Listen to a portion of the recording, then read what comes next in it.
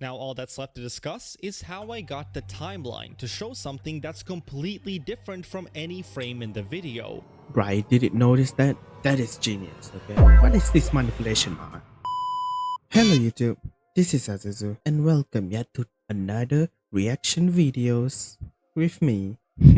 So in this particular video, we will watch something other than horror or ARG, something stuff like that. This video is different at 360p, okay, by Portal Runner. So I don't know about how it would be different at 360p. Pretty sure there's some mind illusions going on right here, but all in all, let's just see and watch what happens, okay? And if you like this stuff and all of that, you can just subscribe to me, and liking all my videos would be incredibly helpful for my future YouTube endeavors. This video may contain mild flickering, considering switching to 480p if sensitive. This video may contain mild flickering, blah blah blah. This is the quality at which you are currently watching this video, or at least an approximation. If you're seeing the text 1080p, then you might be watching at either 720p or indeed 1080p. Okay, let's change it to 1080p. Let's see what we see. Okay, it's 1080p now. Depending on whether the text is striped. Wait, huh? But if you instead see the word lower, then you're 1080p. likely watching this at one of the lower resolutions. And Okay, let's see what the lower resolution be like. So, for example, of 80p, it says lower. Oh, that's interesting. So how's that happen? And if you check the timeline near the current part of the video, you should see an entirely different bit of text. Now, depending on the device you're using and the properties of your display, some of these effects might not be as clear as the rest. And if Okay. you're watching this well into the future, some of the tricks used here might be broken for one reason or another. So let's not waste time with crude demonstrations and instead take a look at how all of this works in the first place. Okay, okay. We'll start by taking a look at YouTube's list of quality settings. Each entry is named after its resolution, Right, but of course. for 720 and 1080p, there's an additional number showing the frame rate. For all of the other entries, Wait, so what you're saying here is that you're manipulating the shutter speed? So, I mean, if video have shutter speed, video cameras only have shutter speed. I don't know about actual digital video, so I don't know. their frame rate is half of the maximum, which in this case Yep. is 30. Yeah. In case you don't know what these terms mean, here's a quick refresher. The resolution represents the amount of pixels on the screen, Yep, while the resolution. frame rate represents the amount of times that those pixels are updated every second. Yep. Of course, this isn't entirely accurate due to factors like bitrate and refresh rate, but in general, resolution refers to image quality, while frame rate refers to smoothness of motion. Okay. Now remember, our goal is to make one video file show something different based on which setting you have selected. And these two factors how do you do are that? pretty much the only way to distinguish that. More Right. specifically, the video file gets uploaded to YouTube at the highest possible quality and gets compressed the further down you go. Normally, Okay. video compression removes detail from the video, but our goal is to somehow make it so that new information is added when the quality is reduced. Yeah, I don't know To get about an that. idea for how something like this could work, let's look at the simplest example, which Okay. focuses on just the frame rate for now.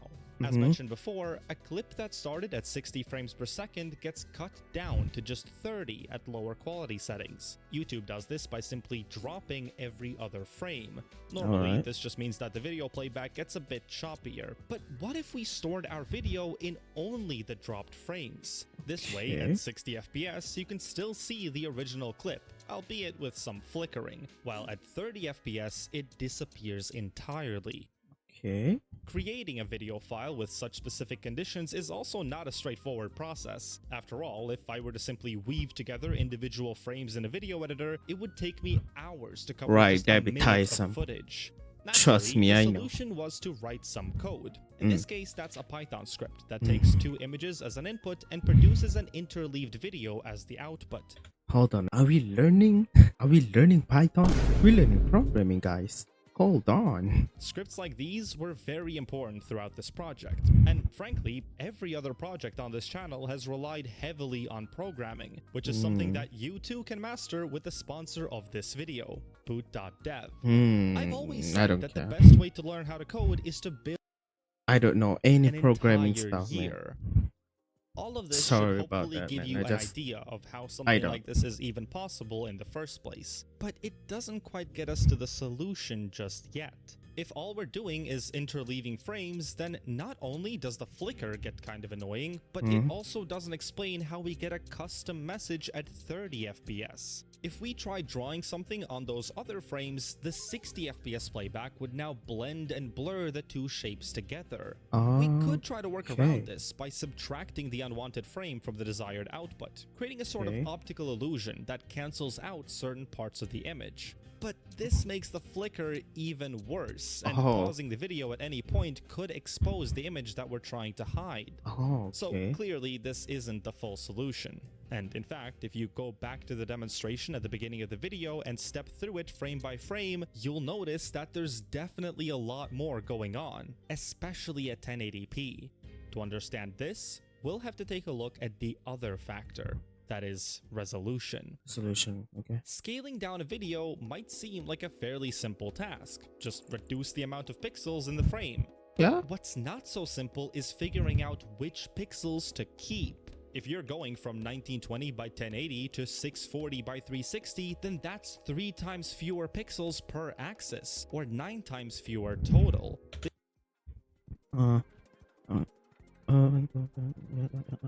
Yep. Yeah, that checks out.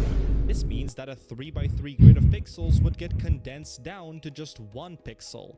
You could do this by arbitrarily picking one of the pixels in the grid and drawing that, but then you're effectively discarding most of the information. Yeah, that would be like might misrepresent the not actual convenient contents of and that area. misinformation. Instead, the most common way to do this is to average the color value of the whole area. This seems to be the approach that YouTube uses, and it's often the best balance between speed and accuracy. True. But regardless of how you do it, this is a destructive process with an unavoidable caveat. One output can have multiple inputs.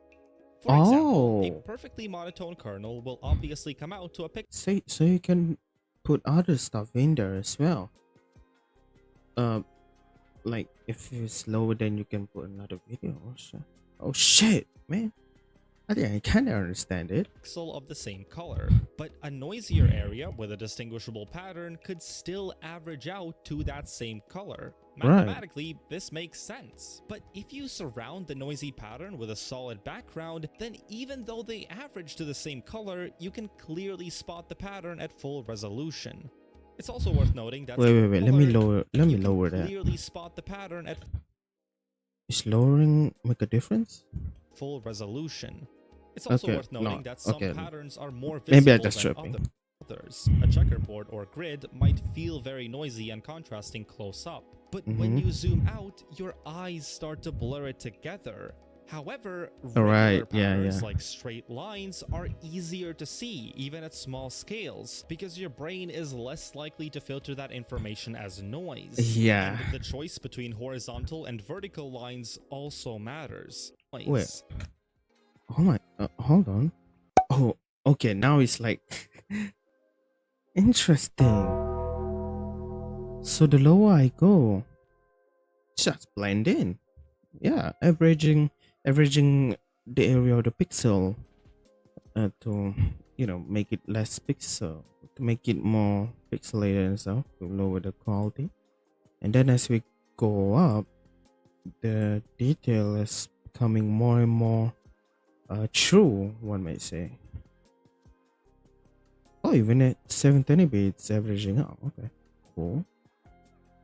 And then 1080p, you just kind of see the pattern here. And the choice between horizontal and vertical lines also matters. On certain displays, changes in viewing angle can impact which pixels you see. This effect is most noticeable if the offset axis is perpendicular to the lines. In other words, horizontal lines permit horizontal view offset, and vertical lines permit vertical view offset. I figured that it's probably far less likely that you're watching this with your screen turned to the side, unless there are multiple people sat around the same screen, but I'll take my chances. It Okay. is far more likely, however, that you're watching this on a phone, a laptop, or a TV that isn't exactly eye level. Nah. And because of this, I chose I'm the mostly vertical eye stripe level because pattern. of a video. So then, to draw an webcam image using this also. trick, we can take a mask of the intended shape and use it as a reference for the placement of the 3x3 kernels. So again, if you're watching this at anything other than 1080p, then the pattern probably just disappeared. But if you are watching at 1080p, then you should see a reasonably clear image of that same mask.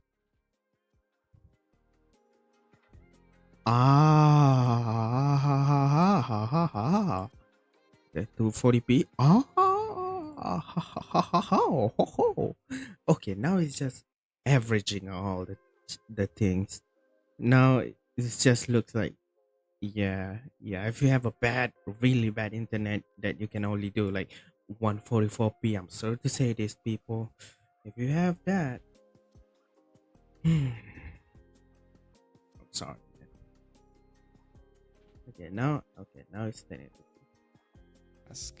Now, 3 pixels is actually a very small quantity, and it's possible that even if you're watching this at 1080p, other factors like the size of your browser window or the orientation of your phone or even the settings on your TV might impact the visibility of the pattern.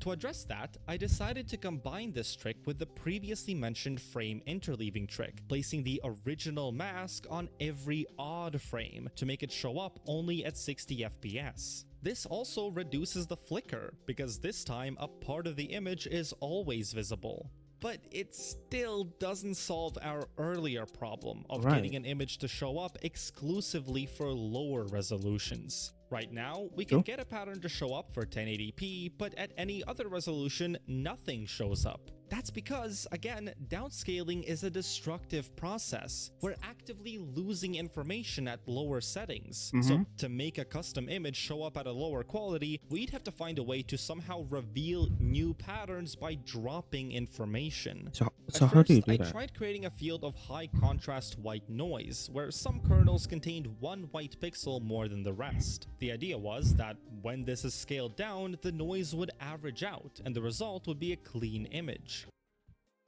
Okay. That's right.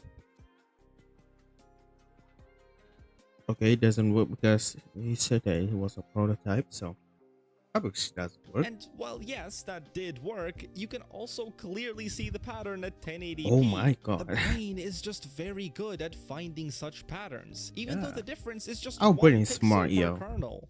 So, okay, let's take a step back and approach the problem from a different angle.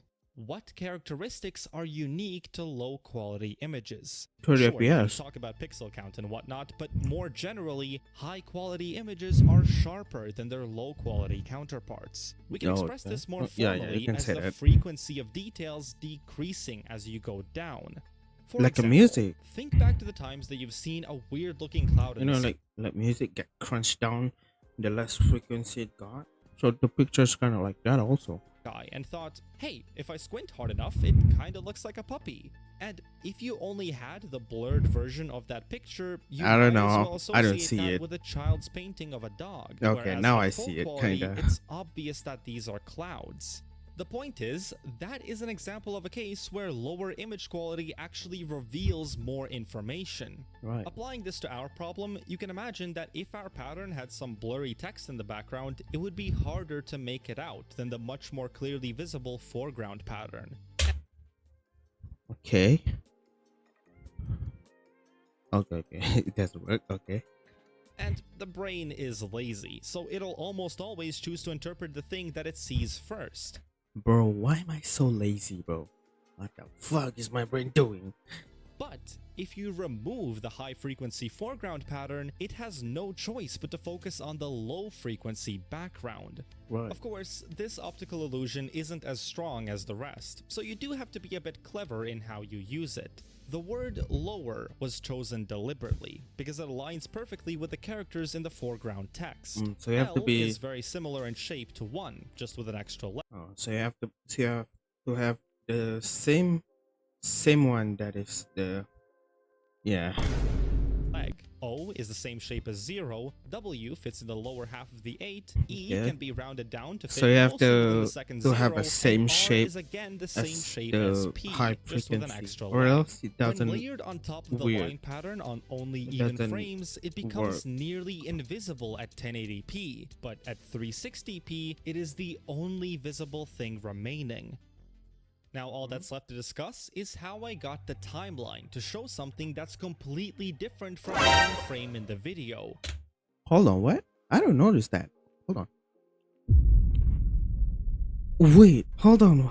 Wait. You're using and the properties of your display, some of these effects might not be as clear as the rest. And if you're watching this well into the future, some of the tricks used here might be and instead for one particular reason watching the lower stripe to loop higher some of these aren't a bit of text. Now, depending on what these terms mean, here's a quick refresher. The resolution represents time to reduce quality is to while fit on terms mean how the tree is named. We'll start resolution. But for 720 Wait, and is there some 1080p, scribes in there? there's an additional number showing the front of the tricks How used does here that might work? be How broken for does one that reason work? or another. So How is that? How does that work? Oh man. Oh man. top of the line pattern on only even frames, it becomes Hold on. nearly invisible at 1080p, but at 360p, it is the only visible thing remaining. Now all that's left to discuss is how I got the timeline to show something that's completely different from any frame in the video. Right, didn't notice that? That is genius, okay? What is this manipulation, man? While the techniques we've talked about so far have been rooted in optical illusions and steganography, this next part involves an exploit hidden in the video file itself. Wait, You changing see, the while color putting or together something? this video, I ran a lot of tests on an alt account to determine how exactly YouTube handles different kinds of video files. Specifically, I was looking for a way to make the 60 and 30 FPS streams capture a completely different set of frames. For example, if you uploaded a 90 FPS video, there would 90. technically be enough room to assemble two distinct 60 and 30 FPS clips with no overlap. So Okay. I was basically hoping to find some way to trick YouTube into doing this. Unfortunately, what I found indicates that YouTube first transcodes the video to 60 FPS or below, and then Oh. takes every other frame from the result of that. This guarantees that the low quality and high quality video streams both contain the same content. And it's also probably much cheaper for YouTube to reprocess their compressed version instead of the original material. But there is one place where they do seem to be using the original clip: the timeline. You see, the average MP4 file doesn't just contain screenshots of every video frame. No, that would take up far too much space. So instead, videos consist of three types of frames: iframes, p-frames, and b-frames. Iframes are what you would traditionally consider a full frame, or a keyframe. They contain full image data for the entire screen, and are thus the least common type found in the average video file. P-frames, on the other hand, contain only the differences from the last frame. This naturally enables far better compression, but also means that they cannot stand on their own. And finally, B-frames can contain information from both past and future frames. These compress even better, but are a lot more complicated to decode. If you're a YouTube engineer looking to extract a representative timeline preview as cheaply as possible, it might be tempting to simply extract the iframes without doing any actual video processing. But you also shouldn't trust these iframes fully. It is entirely possible to create a video that consists of just p-frames, with only a single iframe at the very beginning. So if it seems like the iframes are parts with only... It is entirely possible to create a video that consists of just Oh my god. p-frames. Doesn't work like that, so that's okay. No, but you can see in the timelines, it like changes.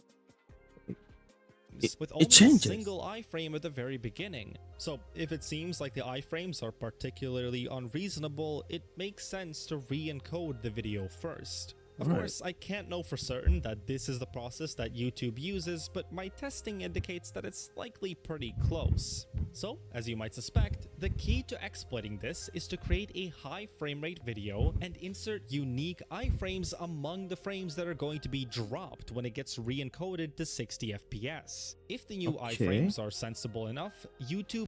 Oh shit. Hold on.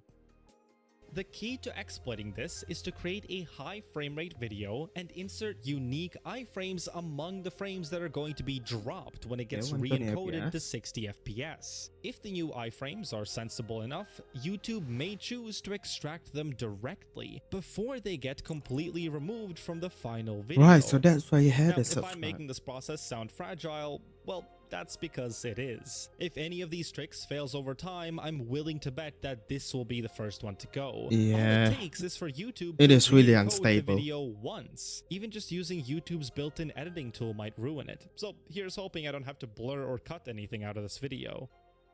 Anyway, now you know how I set up that demonstration at the beginning. But to be clear, this isn't the only way to do it. Technically, there is a way to show two completely different video streams, but it comes with a few caveats. Let's come back to that frame interleaving method from earlier. The problem with this one was that the 60 FPS stream would invariably contain frames from both clips. However, assuming a 60Hz display, the viewer can choose to filter out half of the frames by doubling the playback speed. But there are two major issues with this. First, that 60Hz clause is a pretty big assumption. Many of you are likely watching this on way faster displays, so doubling the playback rate wouldn't change which frames you see. But perhaps more importantly, it also doesn't actually remove any frames from the video. All it does is simply doubles the time step between frames. So not only is it impossible to guarantee that you're starting on the correct frame, it's also possible for the time step to desync if the playback ever stutters, thus randomly changing which clip you see. Here, I'll let you see for yourself. In just a moment, if you're watching at 30 FPS, you'll see a 30-second speedrun of the map Ceiling Catapult from Portal 2. But if you're watching at 60 FPS and 60 Hz at 2 times playback rate, you might see the same run sped up, or you might see a 15-second run of pit flings, or some combination of the two. And if you're watching at any other configuration, you'll likely see a flickering mess. You've been warned. Yeah, it's a flickering mess because I'm at 100 Hz, so... Oh my god, that looks so trippy. Oh, so I'm lowering it, then is that different kind of thing now? Look, what the fuck? Hold up.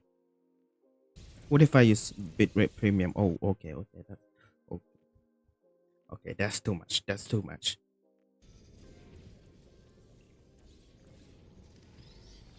Oh my god.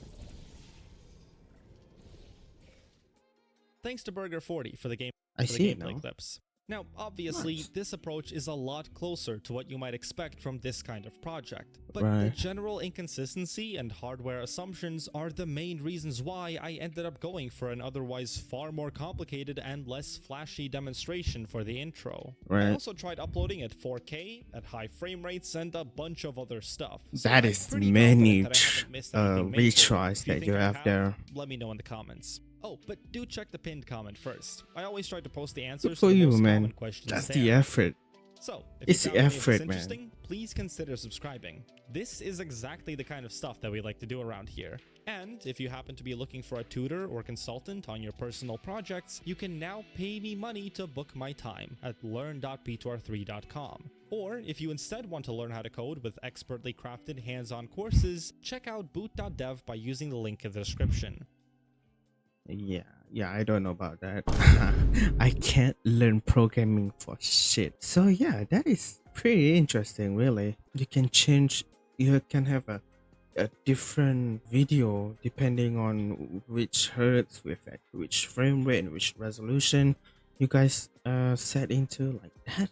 That'd be pretty cool, but as you say, it's pretty unstable, so I'm pretty sure it's got patched for like a week or so. So yeah, that's just how YouTube is. It's a live service and it's always updating and stuff. So yeah, but that is pretty interesting to learn. So yeah, shout out to Podo Runner again for doing this video and the effort to make it simply marvelous.